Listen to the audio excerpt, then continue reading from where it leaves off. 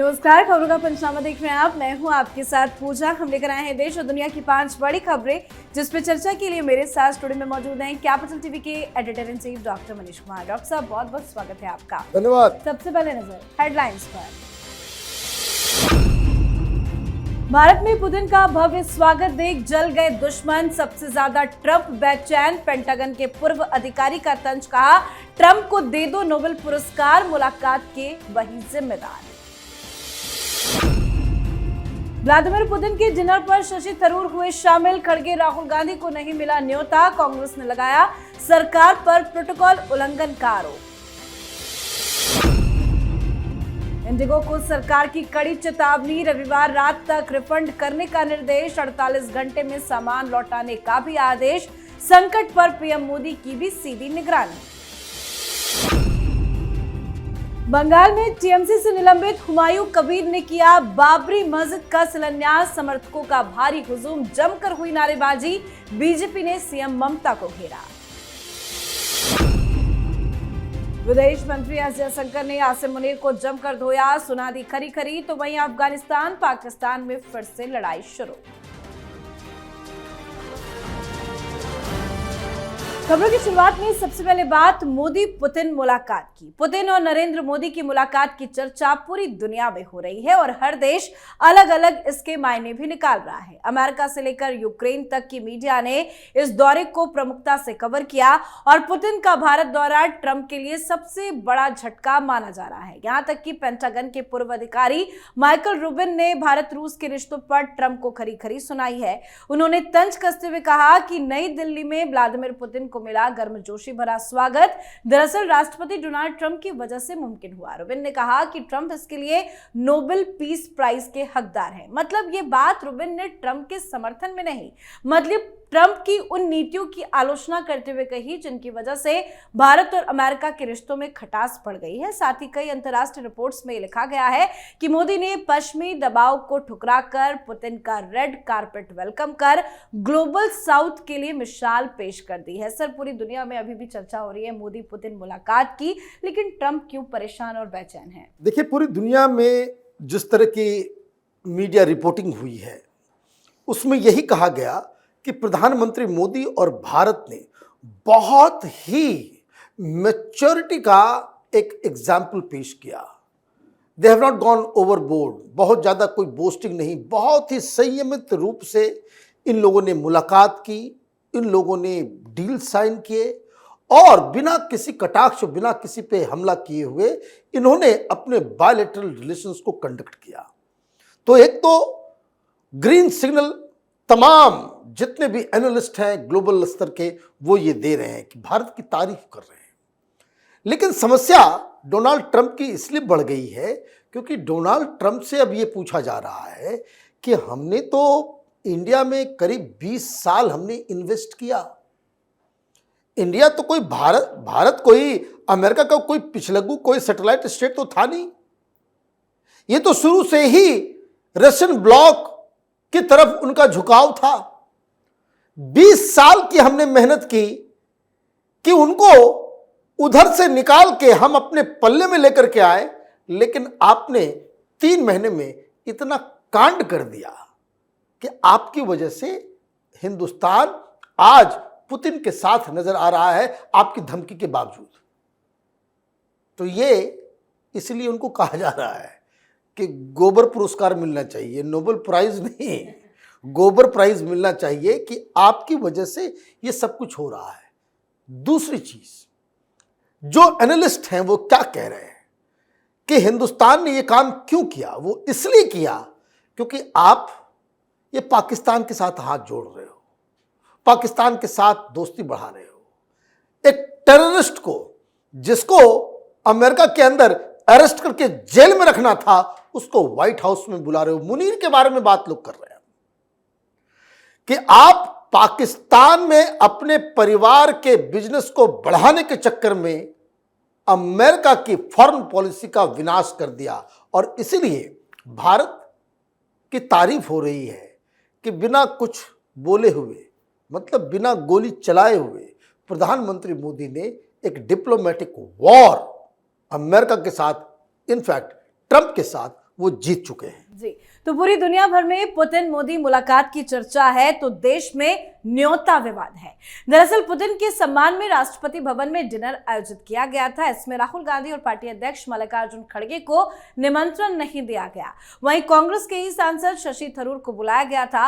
अब शशि थरूर की मौजूदगी को लेकर कई सवाल खड़े होने लगे हैं। कांग्रेस के ही कई नेता थरूर पर बरस पड़े हैं। कांग्रेस ने सरकार पर प्रोटोकॉल उल्लंघन का आरोप भी लगाया है। वैसे बीजेपी ने राहुल गांधी का काला चिट्ठा खोल दिया है। सारे कार्यक्रम की लिस्ट सामने रख दी है कि कब कब कहां राहुल गांधी सरकारी कार्यक्रम में शामिल नहीं हुए। सर, राहुल को तो न्योता ही नहीं मिला, शशि थरूर पहुंच गए, मुस्कुरा रहे हैं, हाथ मिला रहे हैं। देखिए, ये वैसा ही राहुल गांधी की स्थिति हो गई कि बारात में जो है ना, हमारे पूर्वांचल साइड में बारात में जो फूफा रूठ जाते हैं ना, वही हालत इनकी हो गई है। अरे भाई, नहीं बुलाया गया, चुप रहते।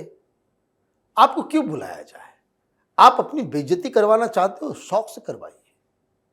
ये प्रोटोकॉल का हिस्सा जो आप बता रहे हो कि ये प्रोटोकॉल है, ये प्रोटोकॉल है, तो इसका मतलब ये नहीं है कि आप इस तरीके से अटैक कर दें। कांग्रेस पार्टी को ये जवाब देना चाहिए कि 2 दिन पहले आप चाय वाला बता रहे थे और आपने जो वीडियो इस्तेमाल किया वो G20 का इस्तेमाल किया आपने। आपके प्रवक्ता टेलीविजन चैनलों पर जाकर के कह रहे हैं कि पुतिन कमजोर हो गया है, पुतिन के बस की कुछ नहीं है, कोई ताकत नहीं रहा, इकोनॉमी रूस की बहुत ही खराब हो गई है। आप इस तरह की बातें भी करोगे और ये अपेक्षा करोगे? तो खैर, लिस्ट राष्ट्रपति भवन से बनाया गया और सांसद के रूप में शशि थरूर को नहीं बुलाया गया, क्योंकि वो एक विदेशी जो फॉरेन अफेयर्स का जो डेलीगेशन जो वो गया और उसको जो इंस्टीट्यूशनलाइज किया गया है, उसके हेड की वजह से इनको जो विदेश की कमेटी है पार्लियामेंट के अंदर, उसके चीफ के बदौलत उनको बुलाया गया। अब मिर्ची तो लगनी थी, क्योंकि शशि थरूर और राहुल गांधी में कोल्ड वॉर चल रहा है और ये मिर्च लगी है, इसलिए सारे लोग शशि थरूर को गालियां दे रहे हैं कांग्रेस पार्टी से। भाई, इतनी ही दिक्कत है आपको शशि थरूर से, पार्टी से बाहर निकाल दीजिए। आप पार्टी से बाहर भी नहीं निकालते और वो बार बार आपको चुनौती भी देते हैं, बार बार सरकार के समर्थन में रहते हैं। तो राहुल गांधी को भी अपनी राजनीति बतानी चाहिए। ये क्या मसला है कि आप अगर ये कह रहे हो कि शशि थरूर जो है उद्दंड हो गए, इनडिसिप्लिन हो गए, तो आप निकाल बाहर करो पार्टी से। पार्टी से क्यों नहीं निकाल रहे? यही कांग्रेस की असमंजस का पूरा तरीका है। जी, अब बात इंडिगो संकट की। इंडिगो संकट की वजह से देश भर के फ्लाइट्स यात्रियों की मुसीबत बढ़ गई है। 4 दिन में 1700 से ज्यादा फ्लाइट्स कैंसिल हो चुकी है, जिस वजह से लोग अपनी जरूरी यात्राएं पूरी नहीं कर पा रहे हैं। तमाम एयरपोर्ट पर भारी भीड़ है और चारों तरफ बस अफरा तफरी का माहौल है। इसी बीच सरकार ने सख्ती दिखाई है। सिविल एविएशन मिनिस्ट्री ने इंडिगो को निर्देश दिया है कि वो रविवार रात 8 बजे तक कैंसिल टिकट का पैसा पैसेंजर को वापस करे। पैसेंजर के लगेज भी 48 घंटे में लौटा दिए जाए। इसके अलावा सरकार ने दूसरी एयरलाइन से कहा है कि वो तय हवाई किराए से ज्यादा ना ले।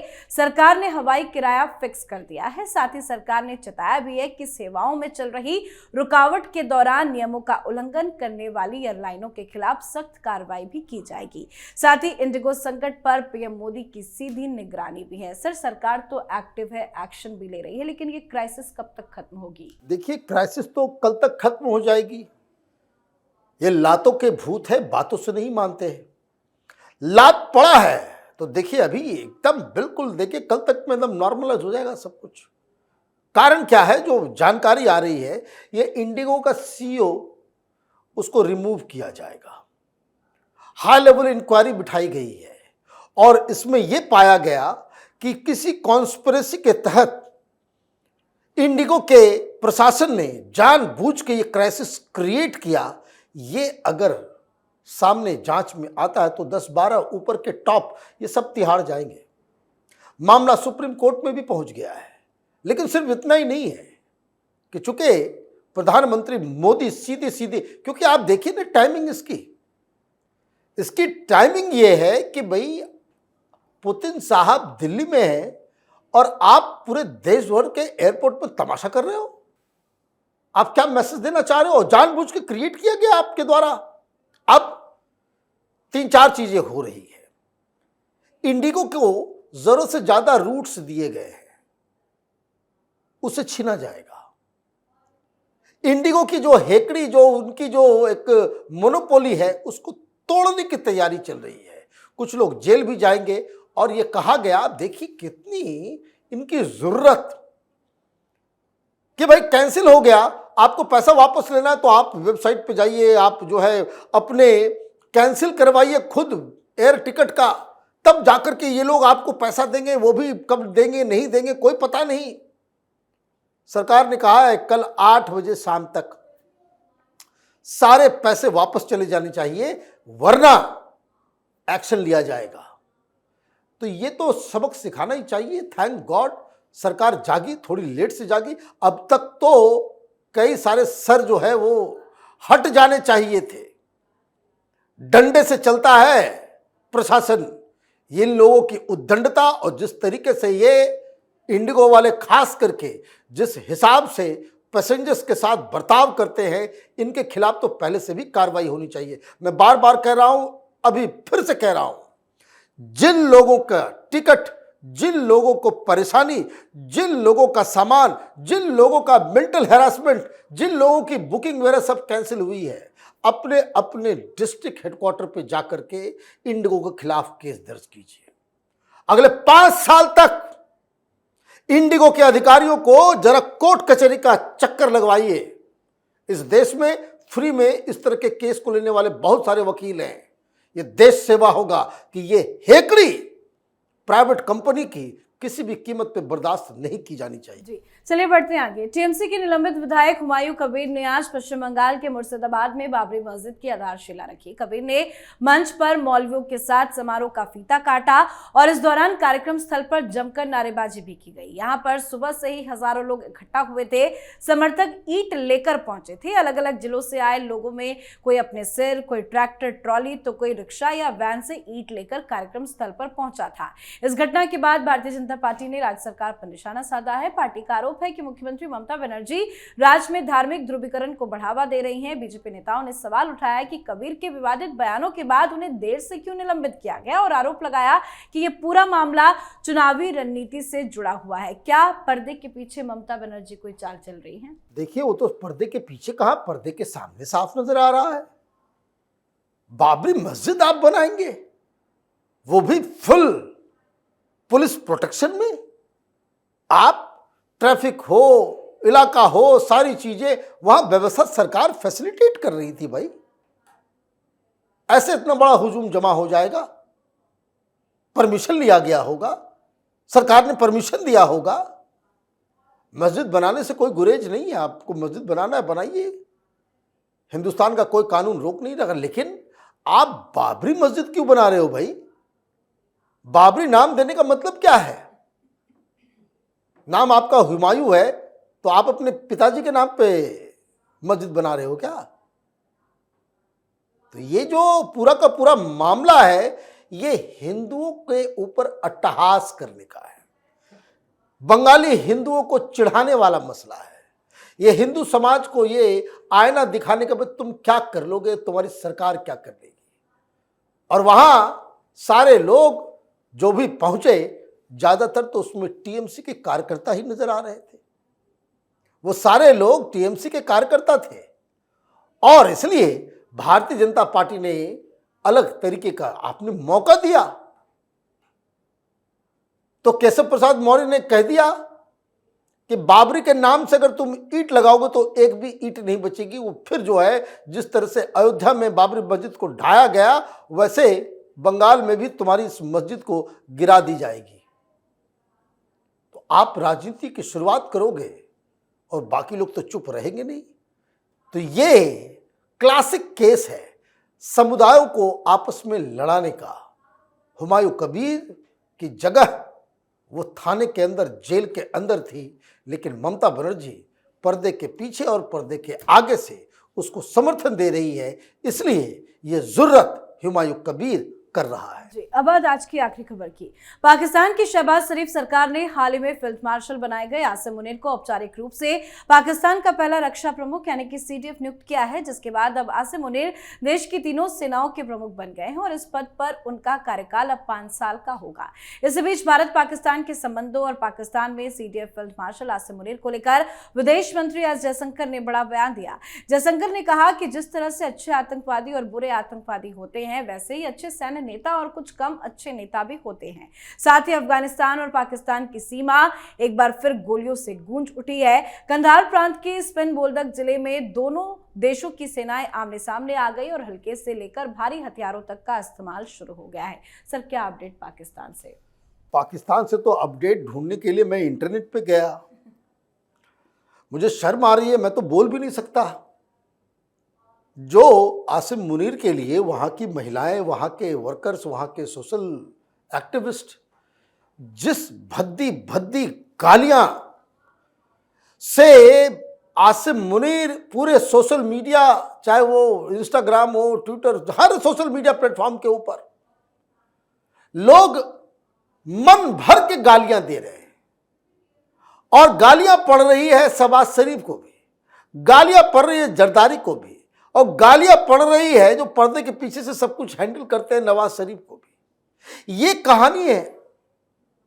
मतलब आपने उसे CDF तो बना दिया, लेकिन वो जनता की नजरों में विलन बन गया।